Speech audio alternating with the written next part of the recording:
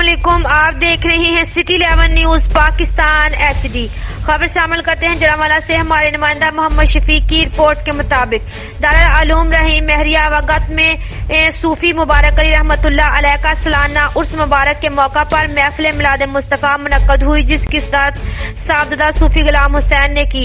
City मुजस्सिर जरावाला अबैदुल्लाह सियाल, सूफी अब्दुल हमीद, हबीब अहमद हबीबी, हकीम मोहम्मद सलीम, राना जावेद, अलामा मोहम्मद जावेद कादरी, अलामा मोहम्मद फारूक कादरी, अलामा मोहम्मद बशारत अली कादरी दीगर ने खिताब करते हुए कहा कि हजूर नबी करीम सल्लल्लाहु अलैहि वसल्लम की जिंदगी हमारे लिए मसले राह है।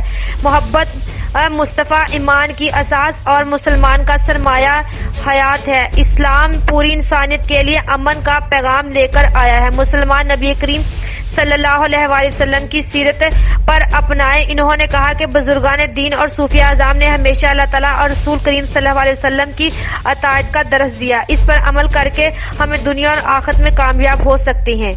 मजीद खबरों के लिए देखते रहिए सिटी 11 न्यूज पाकिस्तान HD।